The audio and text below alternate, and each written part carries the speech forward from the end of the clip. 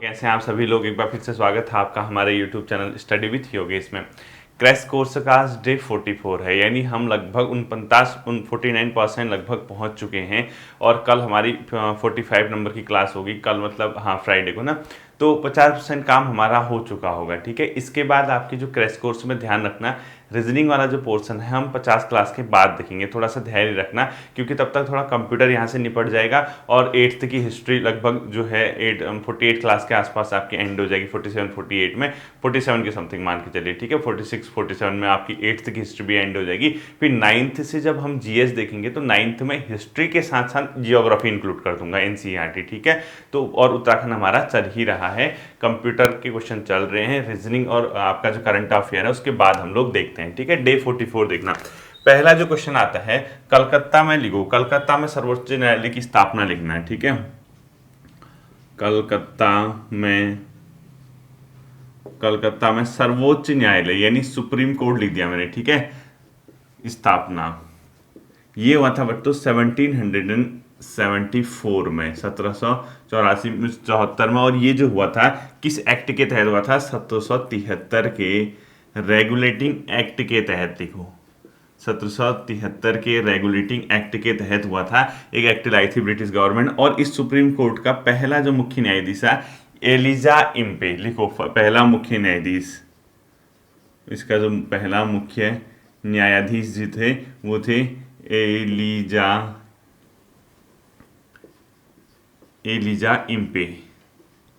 ठीक है, एक बार यूकेपीएससी ने पूछा था ये क्वेश्चन की जो कलकत्ता में सबसे पहले सुप्रीम कोर्ट की स्थापना हुई थी उसके मुख्य न्यायाधीश कौन थे? एलिजा इम्पे थे। ठीक है, सेकंड क्वेश्चन लिखो, ब्रिटिश संसद द्वारा या ब्रिटिश द्वारा किस गवर्नर पर महाभियोग चलाया गया था? लिखो, एडमंड बर्क था वहां। ठीक है, एडमंड बर्क द्वारा किस गवर्नर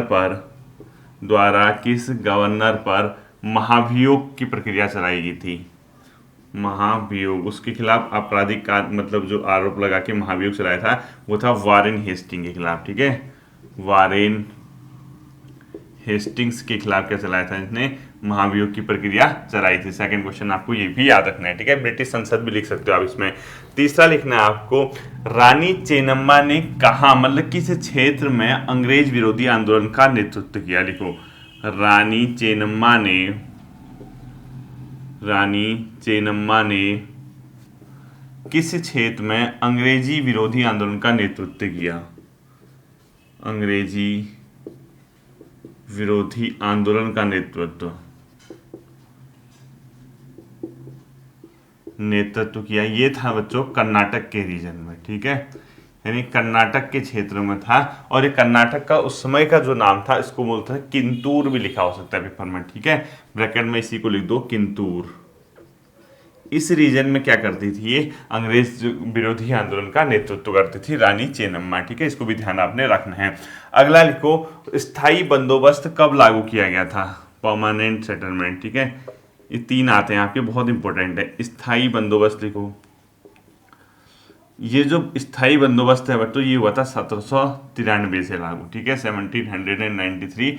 ब्रैकेट में लिखो लॉर्ड कॉर्नवालिस के समय, ये मैंने पहले भी पढ़ाया है। ठीक है, लॉर्ड कॉर्नवालिस के समय क्या हुआ था? स्थायी बंदोबस्त लागू हुआ था। यहीं पर एक सेकंड सेटलमेंट आता है, उसका नाम है रैयतवाड़ी व्यवस्था और महालवाड़ी व्यवस्था। ठीक है, इनका क्रम यह है। सेकंड लिखो आप, रैयतवाड़ी व्यवस्था, रैयत मतलब होता है किसान। ठीक है, रैयतवाड़ी व्यवस्था ये हुई थी लगभग 1820-22 के समथिंग। ठीक है, तो आपका ये आपका क्वेश्चन नहीं आता है तो आप इस मतलब ईयर नहीं भी आएगा तो इस तरीके से याद रखना। रैयतवाड़ी व्यवस्था में लिखो, इस तरीके से क्वेश्चन लिखना, रैयतवाड़ी व्यवस्था में किसे सरकार ने किससे भू राजस्व वसूल करने का क्या किया था? मतलब एक एग्रीमेंट। ठीक है, रैयतवाड़ी व्यवस्था में भू राजस्व वसूला जाता था। लिखो, भू राजस्व वसूला जाता था किससे? किसानों से। ठीक है, ध्यान रखना। जबकि पहला वाला जो है जमींदारों से वसूल करते थे। जो आपने 1793 में स्थायी बंदोबस्त लिखा ना, इसमें लिखो राजस्व जमींदारों से, मतलब कि सरकार ने जमींदारों से वसूला, जमींदारों ने किसानों से। बट यहाँ की मतलब जमींदार एक प्रकार के मध्यस्थ होते थे, जबकि रैयतवाड़ी व्यवस्था, रैयत का मतलब ही किसान होता है, यहाँ सरकार डायरेक्ट किसान से क्या करती थी, वो राजस्व वसूलने का काम करती थी। ठीक है, और इसी प्रकार से एक तीसरी व्यवस्था थी, इसको बोलते हैं महालवाड़ी। महालवाड़ी मतलब होता है गांव का इलाका। तो महालवाड़ी व्यवस्था में सरकार ने डायरेक्ट किससे भू राजस्व वसूला, किसान मतलब जो गांव होता था। ठीक है, गांव या गांव के प्रधान या गांव का समूह से। तीसरा लिखो महालवाड़ी बंदोबस्त, महालवाड़ी बंदोबस्त। ठीक है, ये जो महालवाड़ी बंदोबस्त है ये अपने आप में चला था किस समय पे, 1822 में, 1822 का समथिंग ये लागू हुआ था। और इसमें जो मेन भूमिका निभाई थी वो निभाई थी होल्ट मैकेंजी द्वारा। लिखो होल्ट मैकेंजी की इसमें क्या थी, महत्वपूर्ण भूमिका थी इस व्यवस्था को लागू करने में, महत्वपूर्ण भूमिका। और ये महालवाड़ी व्यवस्था में सरकार किससे लेती थी भू राजस्व वसूल, गांव के समूह से भू राजस्व, गांव के समूह से भू राजस्व लेते थे। ठीक है, कलेक्टिव करके, कलेक्टिवली जिसको आप कह सकते हो, ये लेती थी। ठीक है, नेक्स्ट क्वेश्चन यहाँ पर जो आता है आपका, जो आपने रैयतवाड़ी व्यवस्था लिखा उसके साथ ब्रैकेट में टॉमस रो लिख दो। जो आपने अभी रैयतवाड़ी व्यवस्था लिखा ना, रैयतवाड़ी यानी किसानों के साथ जो हुआ था एग्रीमेंट, इसका संबंध बेसिकली था टॉमस रो से। जो इनका एक व्यक्ति था टॉमस रो, इसने इस व्यवस्था को, आप रैयत रॉ याद रखना। ठीक है, ये इंपॉर्टेंट क्वेश्चन है। और इसमें किसानों के साथ सरकार ने क्या किया था, एग्रीमेंट किया था। नेक्स्ट क्वेश्चन लिखना आपको, नील विद्रोह की शुरुआत कब से हुई थी। नील विद्रोह ये हुआ था बच्चों 1859 के आसपास से शुरू हुआ था। और इसमें क्या हुआ था, बंगाल के किसानों द्वारा किया गया था। नील की खेती ज़्यादा मतलब करवा रही थी ब्रिटिश गवर्नमेंट, तो उसके विरोध में जो नील विद्रोह हुआ था। और बंकिम चंद्र चटर्जी जी ने अपने उपन्यास वंदे मातरम में भी इसको क्या दिया है, स्थान दिया है। ठीक है, ये याद रखना, ब्रैकेट में लिखो, बंकिम चंद्र चटर्जी द्वारा अपने उपन्यास वंदे मातरम में इसको क्या दिया गया है, स्थान दिया गया है। ठीक है, इस विद्रोह का क्या किया, वर्णन किया है। नेक्स्ट क्वेश्चन आपको पता होगा, चंपारण आंदोलन, यहीं पे इसी से लिंक करता है। चंपारण आंदोलन, चंपारण बिहार में एक जगह पड़ती है। यहाँ पर भी ब्रिटिश जो महात्मा गांधी थे वो यहाँ के जो किसान थे उनके समर्थन में उतरे थे। ब्रिटिश सरकार इनसे भी क्या करवा रही थी, अपने आप में एक प्रकार से नील की खेती। तो 1917 का है। ठीक है, 1917 का ये चंपारण आंदोलन है। अगला क्वेश्चन लिखना है आपको, घुमंतु खेती कौन सी खेती को कहा जाता है, झूम खेती को। ठीक है, लिखो, झूम खेती का एक अन्य नाम क्या है, झूम खेती का अन्य नाम है घुमंतु खेती। यानी जो अपने आप में क्या होता है, मतलब जो एक जगह से दूसरी जगह शिफ्ट होते हैं ना, आपने देखा होगा, आपने सुना भी होगा, पहले जैसे क्या करते थे लोग, जंगलों वगैरह में रहते थे, एक जगह खेती की, उन्होंने वहाँ पे खेत वगैरह साफ किए, जंगल साफ किया, वहाँ पे खेती की, भी वहाँ पे एक फसल होगा तो उसको छोड़ के नेक्स्ट जगह जाते थे। इस तरीके से चलती थी ये घुमंत खेती। ठीक है, इसके बाद कुछ विद्रोह मैं आपको लिखाऊंगा, उनके आपको ईयर याद रखने, मॉडर्न हिस्ट्री के अंदर आते हैं, ये इंपॉर्टेंट आपके एग्जाम की दृष्टि से भी हो सकते हैं। ठीक है, पहला आपने लिखना बच्चों कोल विद्रोह, कौन सा लिखना है, कोल विद्रोह। ये समथिंग कब का है, 1831-32 का। ठीक है, कोल विद्रोह। संथाल विद्रोह आता है 1855 का, संथाल लिखो, संथाल विद्रोह लिखना है। ठीक है, पूरा लिखना, 1855 का। इसके बाद एक आता वर्ली विद्रोह, ये महाराष्ट्र में हुआ था, वर्ली विद्रोह ये हुआ था अपने आप में 1940 के समथिंग, और ये हुआ था महाराष्ट्र में। ठीक है, कहाँ हुआ था, महाराष्ट्र में। इसका अगला क्वेश्चन जो आता है अपने आप में, बिरसा आंदोलन का मुख्य नेता कौन था, बिरसा मुंडा। ठीक है, लिखो, बिरसा आंदोलन का मुख्य नेता जो था वो थे अपना बिरसा मुंडा जी। ठीक है, बिरसा मुंडा जी। ठीक है, ये बहुत इंपॉर्टेंट क्वेश्चन है। इसके बाद आपका नेक्स्ट आता है जो क्वेश्चन यहाँ से, अंतिम मुगल बादशाह, तो आपको पता ही होगा बहादुर शाह जफर द्वितीय जो है अपने अंतिम मुगल बादशाह थे, लिखने की जरूरत नहीं है। नेक्स्ट क्वेश्चन लिखना है आपको, 1857 का विद्रोह कब से शुरू हुआ, 1857 का विद्रोह, डेट पूछ सकता है। ठीक है, किस तिथि से शुरू हुआ था, अगर डेट सहित क्वेश्चन अगर पूछता है तो ध्यान रखना है इसको, मई 1857 से इसको शुरू माना जाता है। माह आपको जो होगा मई 1857। ठीक है, ये आपको एक क्वेश्चन आ सकता है कि कब से शुरू हुआ था। नेक्स्ट क्वेश्चन लिखना है, मंगल पांडे को फांसी की सजा कब सुनाई गई थी, इसी के बाद हुआ था, ठीक है। मंगल पांडे को फांसी, पांडे को फांसी की जो सजा सुनाई गई थी, कब सुनाई गई थी, यानी इसको फांसी कब मिली थी, ये क्वेश्चन भी आपका पूछा जाता है। ये बहुत इंपॉर्टेंट क्वेश्चन है। ये बच्चों 8 अप्रैल 1857 को, ठीक है। कब लिखोगे? 8 अप्रैल 1857 को, ठीक है। 8 अप्रैल 1857 को।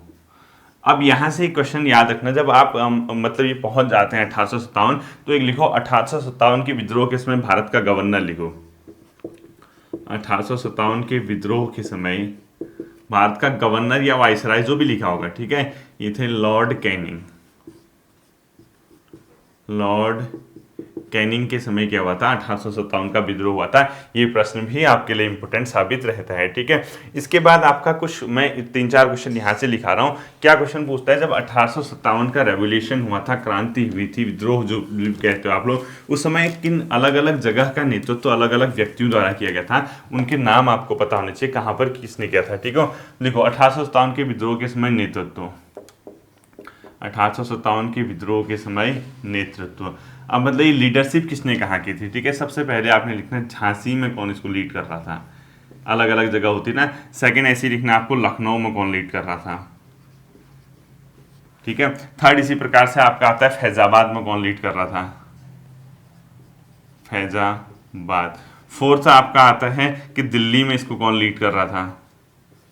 फिर आता है आपका इसका कानपुर और बिहार, कानपुर, और लास्ट जगदीशपुर लिख लो, जगदीशपुर, और इसी को आप लोग क्या लिख सकते हैं, बिहार में लिख सकते हैं, ठीक है। जगदीशपुर के ब्रैकेट में लिखो, बिहार में पड़ता है क्योंकि ये, ठीक है। ये किसने, इन जगहों पे किसने किसका नेतृत्व किया था, ये क्वेश्चन आपका पूछा जा सकता है, ठीक। झांसी में जो थी बच्चों, रानी लक्ष्मीबाई इसका नेतृत्व कर रही थी, लिखो झांसी में कौन थी, रानी लक्ष्मीबाई के द्वारा इसका क्या किया गया था, नेतृत्व किया गया था। लखनऊ में अगर पूछता है तो बेगम हजरत महल इसका नेतृत्व कर रही थी, बेगम हजरत महल क्या कर रही थी, इसका नेतृत्व। फैजाबाद की अगर बात करता है तो मौलवी अहमद उल्ला शाह उसको बोलते हैं, ठीक है, मौलवी अहमद उल्ला शाह, और इस सब एनसीईआरटी 8th की किताब में है। अहमद उल्ला शाह के द्वारा क्या किया गया था, यहाँ का नेतृत्व किया गया था, ठीक है। इसके बाद अगर दिल्ली की बात करेगा तो बहादुर शाह जफर बोलते हैं उसको, ठीक है, बहादुर शाह जफर प्लस बख्त खां, वो 2 लोग थे यहाँ पर, ठीक है। बख्त खां का नाम आता है पेपर में, इसको ध्यान में आपने रखना है। कानपुर की बात करेगा तो नाना साहेब वहाँ पे हैं, नाना साहब, नाना साहेब, ठीक है। और अगर आपकी बिहार की करेगा तो कुंवर सिंह, बहुत इंपॉर्टेंट है। बिहार में 1857 की क्रांति का जो नेतृत्व कर रहे थे वो कौन थे, कुंवर सिंह। तो इस तरीके से अगर आपका क्वेश्चन पूछता है कि 1857 की ईस्वी की क्रांति के समय जो नेतृत्व कर रहे थे कौन किस जगह का कर रहा था, तो आपका यहाँ से क्वेश्चन अब गलत नहीं होना चाहिए। इसके बाद आपको यहाँ से जो क्वेश्चन आ सकता है, दिल्ली जो थी भारत की राजधानी कब बनाई गई थी, यहाँ से भी क्वेश्चन आता है, लिखो दिल्ली भारत की राजधानी, दिल्ली भारत की राजधानी कब बनी थी, 1912 में, ठीक है। और 1911 में इसकी घोषणा हुई थी, लिख दो 1911 में इसकी घोषणा हुई थी। और इससे पहले जो दिल्ली भारत की राजधानी बनी थी उस समय अगर वाइसराय का नाम पूछता है, Lord Hardinge second, Lord Hardinge second, यानी लॉर्ड हार्डिंग द्वितीय के समय पे दिल्ली भारत की राजधानी बनी थी। और इससे पहले कहाँ थी, कोलकाता थी। आपको ये क्वेश्चन भी क्या होना चाहिए, पता होना चाहिए, ठीक है। अगला क्वेश्चन जो आपका आता है वो यहाँ से पूछा जा सकता है कि अंग्रेजों ने ये तो पता ही होगा कि मराठों को हरा के दिल्ली पे कब्जा कब किया, लिखने की जरूरत नहीं है। एक क्वेश्चन आपका ये इसी तरीके से पूछा जा सकता है, ठीक है। यहाँ तक देखना आप, ये 8th की एनसीईआरटी चल रही है। अब इसके बाद 1 या 2 क्लास में आपकी 8th की एनसीईआरटी हिस्ट्री वाली भी क्या हो जाएगी, कंप्लीट हो जाएगी। जैसे ही हम यहाँ पहुंचे, हम उसके बाद तब तक चैन से नहीं रहेंगे जब तक आपकी आत्मा को तृप्ति न मिले। और तृप्ति कब मिलती है, जब आप उत्तराखंड पढ़ते हैं। बिना उत्तराखंड पढ़े तो होगा नहीं। तो उत्तराखंड के अगर आप क्वेश्चन देखेंगे तो लिखो, राजमाता नेपालिया किसकी संरक्षिका थी, राजमाता नेपालिया किसकी क्या थी, संरक्षिका थी,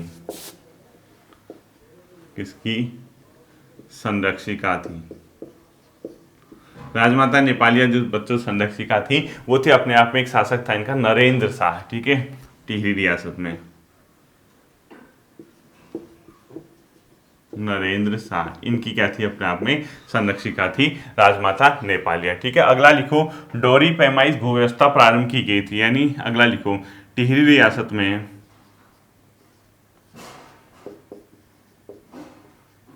रियासत में डोरी पैमाइश भूव्यवस्था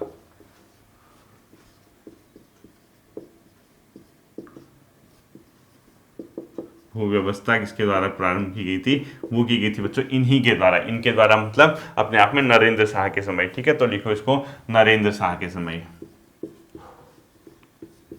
नरेंद्र शाह के समय ही क्या हुई थी? टिहरी रियासत में डोरी पैमाइश भूव्यवस्था की शुरुआत हुई थी। अगला लिखना आपको, रवाइया तिलाड़ी कांड कब हुआ था? रवाइया, इसको तिलाड़ी भी बोलते हैं, ठीक है। रवैया तिलाड़ी कांड जो हुआ था वो था 30 मई 1930 को, 1930 को, ठीक है। और ये रवैया तिलाड़ी कांड किस रियासत से संबंधित है? टिहरी रियासत से संबंधित है, इसको ध्यान रखना। और इसको जलियावाला भी कहते हैं, टिहरी का जलियावाला भी कह सकते हो आप, इसको उत्तराखंड का जलियावाला जो भी कहते हो आप लोग, ठीक है। और इसमें याद रखना ये इस तरीके से पूछते हैं कि टिहरी का जलियावाला किस कांड को कहा जाता है? लिखो इसे टिहरी का जलियावाला कांड भी कहा जाता है, ठीक है। और इसमें जो गोली चलाने के आदेश दिए थे वो दिए थे चक्रधर जुयाल नाम के व्यक्ति ने, जिसको डायर भी बोला जाता है, ठीक है। लिखो चक्रधर जुयाल द्वारा इस कांड घटना में गोली चलाने के आदेश,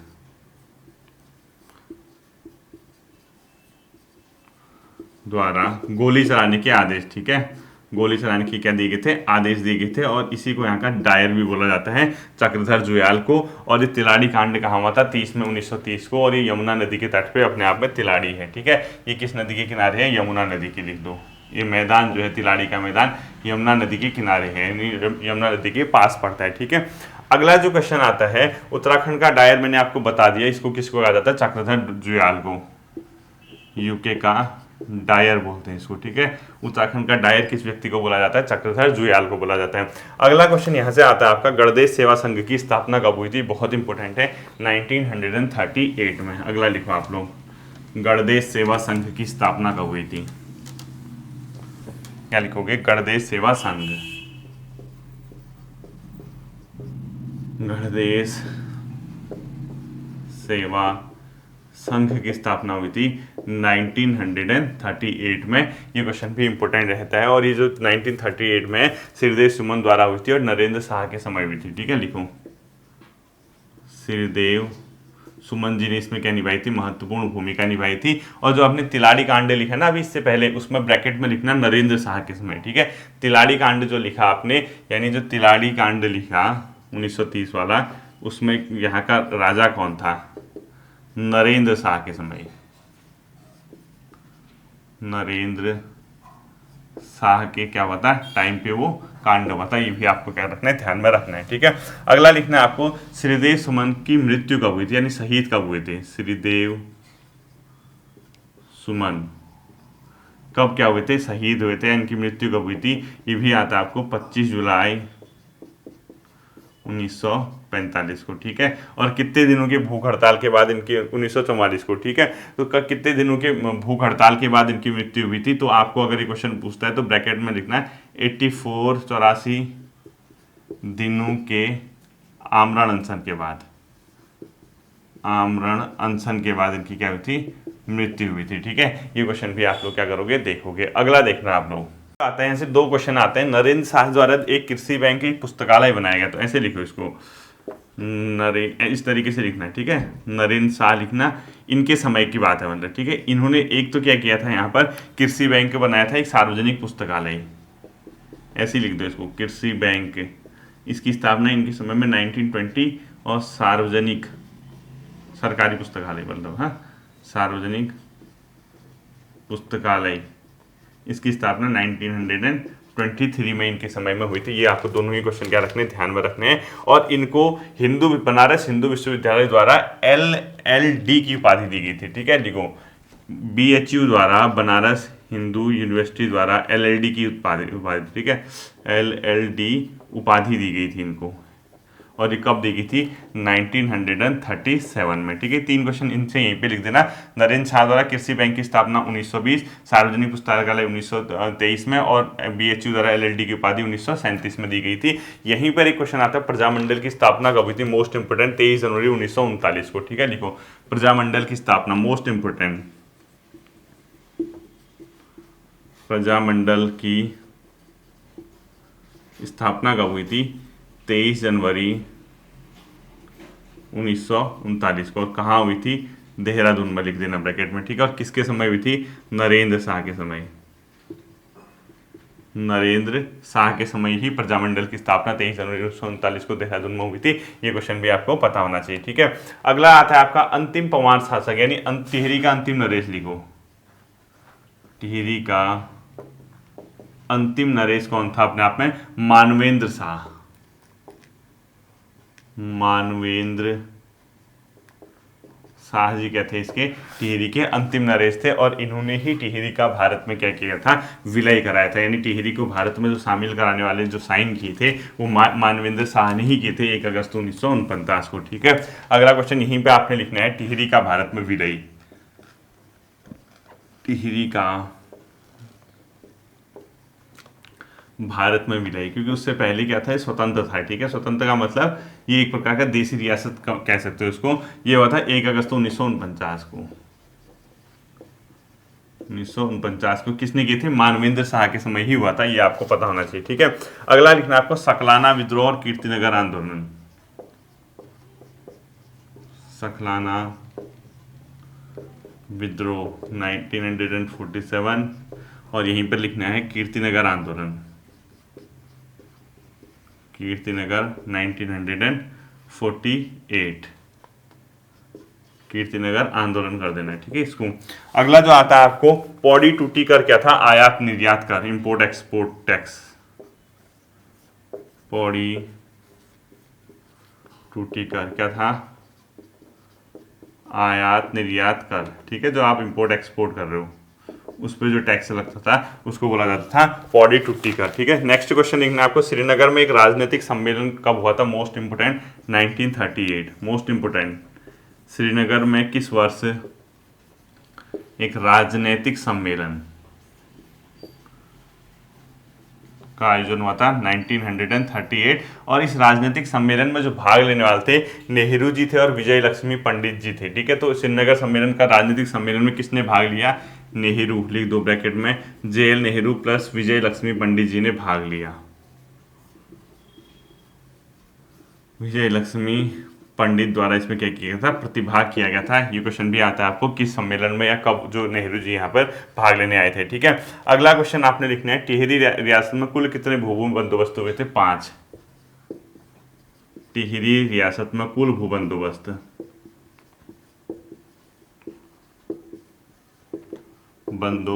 कितने थे? टोटल 5 बंदोबस्त टिहरी रियासत के अंदर हुए थे। ठीक है, तो ये था आपका आज का उत्तराखंड वाला पोर्शन। उत्तराखंड का जैसे ही हमारा पोर्शन कंप्लीट होगा, तीसरा जो सेक्शन आता है हमारा वो कंप्यूटर की ओर आएगा। और मैंने कल आपको कंप्यूटर के फुल फॉर्म बताए थे, और फुल फॉर्म में मैंने आपसे कहा था कि मैं लिखूंगा नहीं, वो आपको खुद लिखना होगा। ठीक है, जैसे मैं कल लिखा रहा था MICR, इसमें मैंने कह दिया था आपको, नेट में अलग दिखेगा, मैग्नेटिक इंक कैरेक्टर रीडर बोल रहा था, रिकॉग्नाइजर है। ठीक है, इसको चेक करना, मैग्नेटिक इंक कैरेक्टर रिकॉग्नाइजर है R से। ठीक, इसको आप लोगों ने कर लिया होगा, मैंने पहले कह दिया था कि इसको या रीडर लिखा होगा, रिकॉग्नाइजर, इसको चेक कर लेना।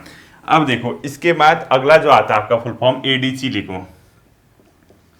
आज हमारा ये एंड हो जाएगा फुल फॉर्म वाला। ठीक है, इसका होता है मतलब analogue digital converter. Analogue digital converter. ठीक है, analogue digital converter, analogue digital converter. Next लिखना है आपको बायोस, बहुत important, BIOS, basic input output system. Basic input output system, basic input output system. ठीक है, नेक्स्ट आता है आपका कोबोल। ये मैंने कल शायद कल कोमोल बताया था, कोमल बताया था। ठीक है, कोबोल होता है कॉमन बिजनेस ओरिएंटेड लैंग्वेज। ये मैंने आपको कहाँ बताया था? जब कंप्यूटर की भाषा बता रहा था। ठीक है, common business oriented language, common business oriented language.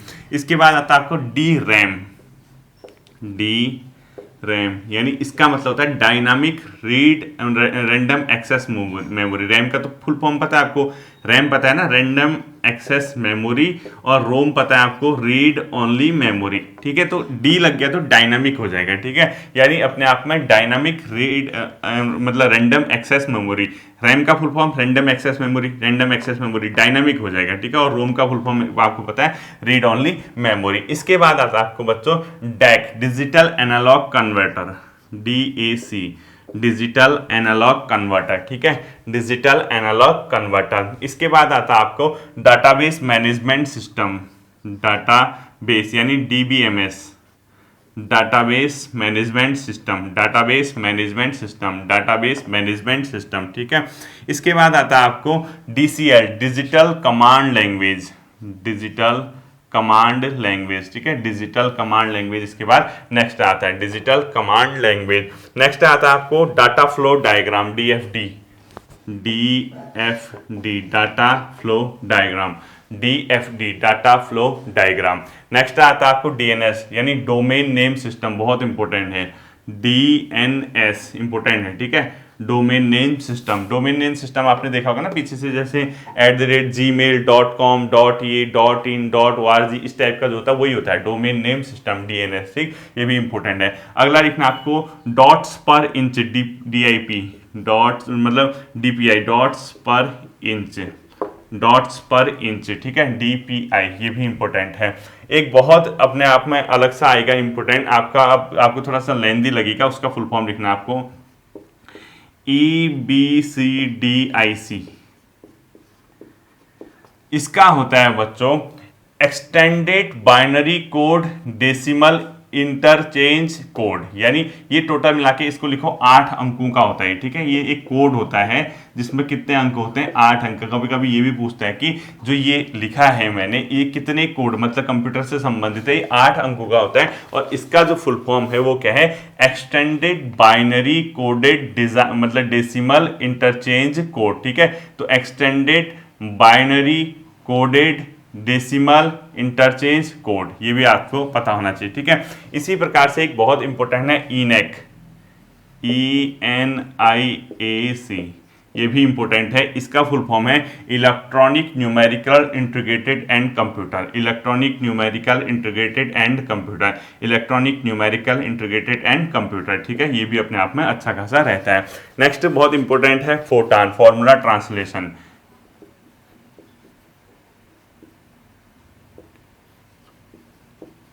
Photon. ठीक है, फॉर्मूला ट्रांसलेशन होता है। फोटान का फुल फॉर्म जो होता है वो होता है फॉर्मूला ट्रांसलेशन। अगला आता है आपका FIP यानी file transfer protocol, FIP file मतलब FTI file transfer protocol, FTP का फुल फॉर्म होता है फाइल ट्रांसफर प्रोटोकॉल। ठीक है, एक आता है ग्राफिकल यूजर इंटरफेस, GUI का फुल फॉर्म आ चुका है आपका, ग्राफिकल यूजर इंटरफेस। ठीक है, graphical user interface, graphical user interface. अब दो चार चार अगर आप डेली भी पढ़ोगे तब भी आपको ये क्या हो जाने वाले हैं, याद होने वाले हैं। ठीक है, इतना परेशान मत होना कि ये कैसे याद होंगे, क्या होंगे करके।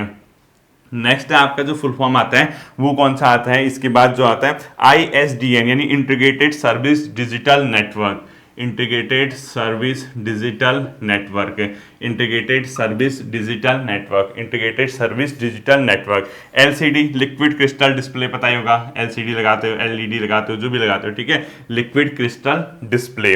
अगला आता है LIC large scale integration, LIC large मतलब लार्ज स्केल इंटीग्रेशन, ये तो हो गया, रुको, लार्ज स्केल इंटीग्रेटेड, LCI है, LIC नहीं है तो लाइफ इंश्योरेंस हो जाएगा। ठीक है, लार्ज मतलब अपने आप में क्या हो जाएगा, स्केल इंटीग्रेशन। ठीक है, इसके बाद आता है बच्चों network interface card, NIC, network interface card, NIC का फुल फॉर्म क्या होता है, नेटवर्क इंटरफेस कार्ड। नेक्स्ट आता है आपका OCR optical character reader, OCR optical character reader. ठीक है, ऑप्टिकल कैरेक्टर रीडर। नेक्स्ट आता है program design language, program design language, PDL, program design language. इसके बाद अगला आता है आपको PL1 प्रोग्रामिंग लैंग्वेज 1, ये मैंने शायद लैंग्वेज वाले में बता रखा होगा, प्रोग्रामिंग लैंग्वेज 1, PL1 क्या होता है, प्रोग्रामिंग लैंग्वेज 1। ये आज एंड हो जाएगा आपका, इतने आपको याद करने हैं, 4-5 और है। ठीक है, नेक्स्ट लिखना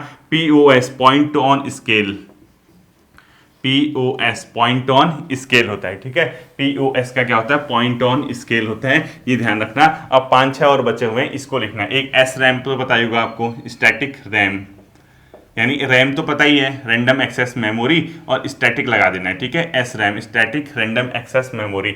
नेक्स्ट लिखना है आपको TFT, thin film transfer, thin film transistor, thin film transistor होता है, thin film transistor, thin film transistor. एक लिखो आप ultra large scale integration, ultra large scale integration, ठीक है, ultra large scale integration. Next आपको लिखना है यूनिवर्सल ऑटोमेटिक कंप्यूटर, ठीक है, ये तो छोड़ दो, ऐसे UPS लिखो आप, ये तो मतलब UPS भी मतलब छोड़ दो, ये तो पता है, USB लिख दो एक, यूनिवर्सल सीरियल बस, ये भी आ गया आपका, ठीक है, USB होता है ना, यूनिवर्सल सीरियल बस, ये भी आपका मतलब इंपॉर्टेंट होता है, ठीक है।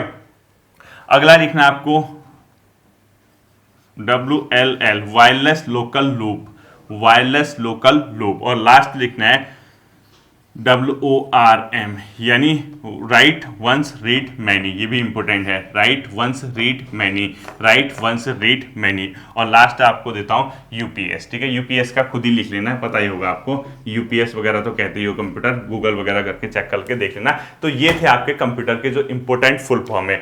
इसके अलावा जो बेसिक फुल फॉर्म होते हैं, रैम क्या है, रोम क्या है, या ये सब चीज़ें आपको पता ही हैं। इतना अगर आप करोगे तो हार्ड लेवल का फुल फॉर्म अगर पूछेगा कंप्यूटर से, इतने से आपका क्या हो जाएगा, बन जाएगा, ठीक है।